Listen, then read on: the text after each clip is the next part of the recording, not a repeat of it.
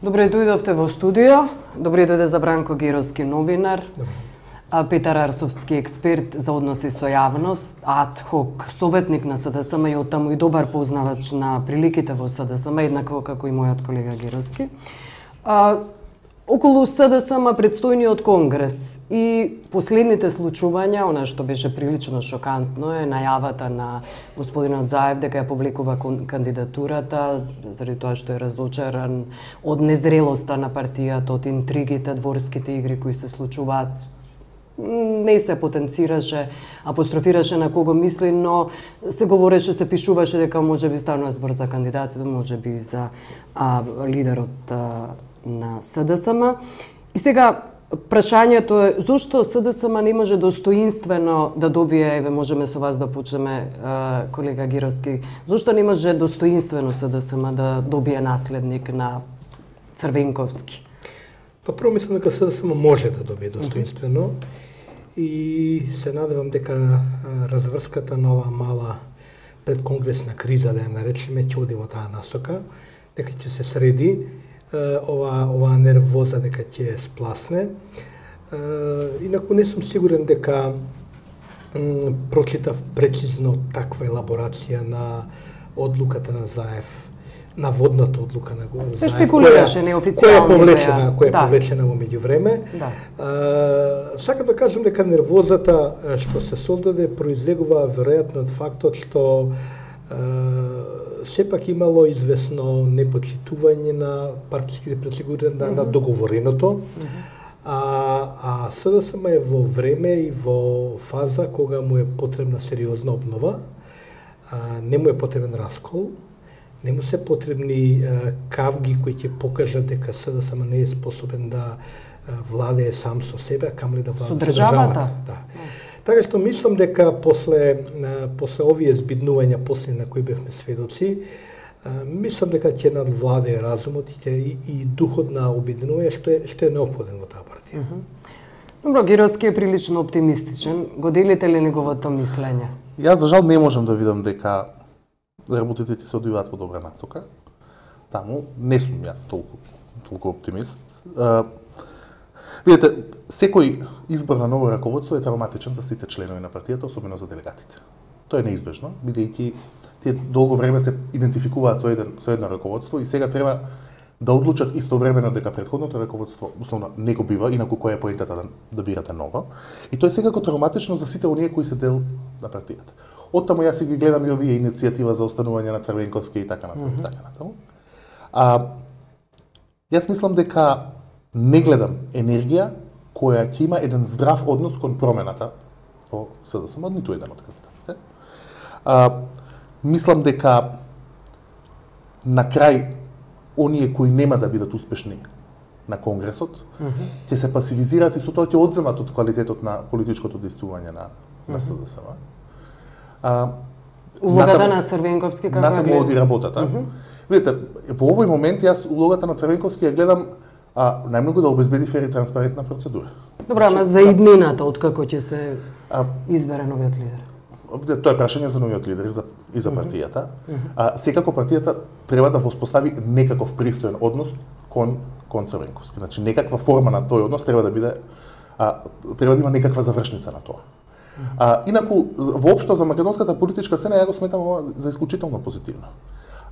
Сметам дека досега имаше доста коментари околу тоа дали Црвенковски на правилен начин ја води партијата или не. И мислам дека оваа различница, ако ништо друго, тоа ќе го покаже. И е добра за развојот на македонската политичка сцена затоа што на крајот имаме некаква развршница во опозицијата. Или СДСМ ќе се реконституира во вистинска опозиција, или не, па пазарот ќе појави некакви други опции. Во секој случај се движи кон еволутивна некаква насока. Добро. Бранко Гировски во колумната за Плюс Инфо, последната колумна, вели дека господинот Црвенковски не стои зад конфликтот во СДСМ. Сепак се постава прашање, не можеше ли господинот Црвенковски да се огради од сите тие петиции за негово враќање, сите собирања, повторно за повик да остане како лидер? Не сакам да бидам адвокат на ставовите на Црвенковски, може би тоа е најдобро прашање за него. Јас предпоставив дека може би мојата претпоставка е дека Црвенковски сепак не стои зад подгревањето на овие тензии, туку може би повеќе кандидатите или дел од кандидатите кои водат кампањата се обидуваат да прикажат меѓу партиските делегати и меѓу членството дека имаат поддршка од Црвенковски, бидејќи таа се смета се уште може би се смета, што е нормално, нели? Црвенковски е долго време лидер, харизматичен лидер на партијата и таа се смета за една од клучните референци за кандидатите. Мислам дека Црвенковски има преземено сериозна обврска пред раководството на партијата, пред Централниот одбор, една здрава обврска, а тоа е до Конгресот да не настапува јавно, да не го моделира внатре партиското мислење, бидејќи тога сите ќе речат, и онака може би сите ќе речат дека наследникот е избор на самиот Црвенковски.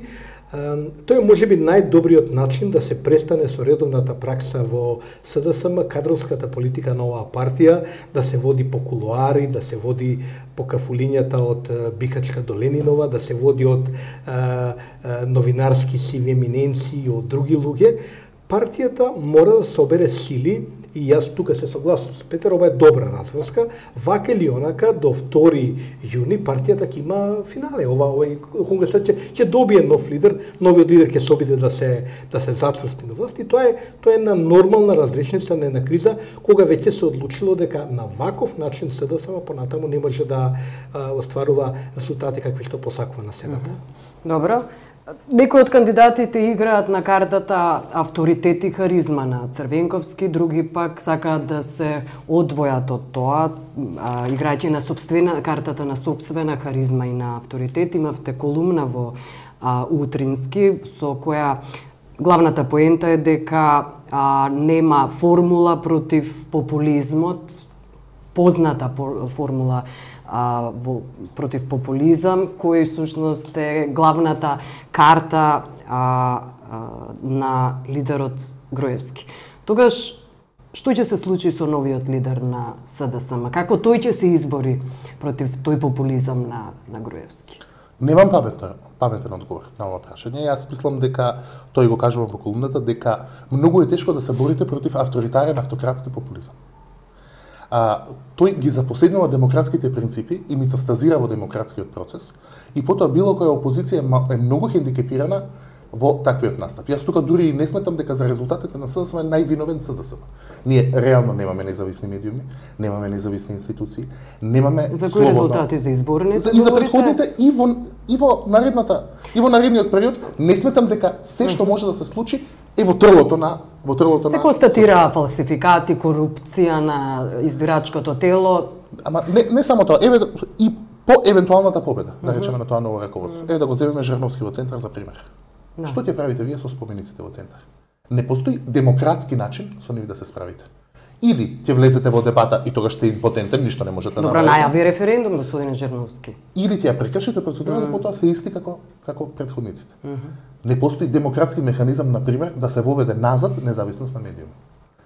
Така што, мислам дека во таа смисла не целата одговорност е само во СДС. Значи има еден дел на општествено делување на политички дискурс кој независно од нив мора да се среди да биде нормален за тие воопшто да имаат било каква шанса. Оттаму мојот песимизам, бидејќи сметам дека не се сите карти од шпилот кај нив. Популизмот во принцип е во подем и е модерен и е ефикасен систем кој е во подем велам во Балканот па и во цела Европа. И ја се согласувам тука и мислам дека клучниот одговор на СДСМ ќе биде дека треба да биде дека популизмот на Груевски не може да се победи со нов популизам на СДСМ, бидејќи едноставно опозицијата ги нема капацитетите да реализира било какви популистички политики. Популизмот на оваа власт се сведува на тоа што реално се даваат известни ветувања, се произведуваат некакви програми економистички, ги нарекувам ја, не економски, значи пописи на жилби кои реално и се остваруваат на теренот, и од успехот на остварувањето на тие жилби, всушност на тој начин се билда харизмата, успехот, рейтингот на лидерот. тие капацитети ги нема ни Жирновски центар, ги нема партијата, што може да им понуди. Во текот на изборната кампања луѓе на СДСМ се среќавале на теренот со прашањето што вие ќе ни дадете ако победите. Што може да им се даде на луѓето? Треба нешто да се има и треба да се има нешто од повеќе за фрлење што се вели за да им се даде. Тоа не е одговорот. Значи не е одговорот што СДСМ по кој СДСМ треба да трага. Ја не мислам дека сега СДСМ треба да бара така наречен харизматичен лидер. Дека треба да бара дупликат на Црвенковски, дека треба да бара некој што ќе се произведе што ќе се спротивстави на во наводници големата харизма на Груевски. Па колку беше харизматичен лидер Груевски кога дојде на власт? Него не знаевме претходно сериозно, не словеше за некој сериозен во споредба со Љупчо Георгиевски. Па и со таква процедура. Така што харизмата, популизмот по мене се преценети категории, а и онака се недостижни за луѓето, за претендентите во СДСМ. Ја велиме за овие луѓе што се сега претенденти, па да седеме да бидеме отворени, да направиме список на уште 5 претенденти, до истиот заклучок ќе доеме. Ние не мина времето на тој тип на лидери, заминува со Црвенковски, ги даде своите резултати во историјата на начин како што ги даде и сега мислам дека ќе треба партијата да размисли како на еден подруг начин, низ некој подруг начин на раководење на партијата да остварува резултати.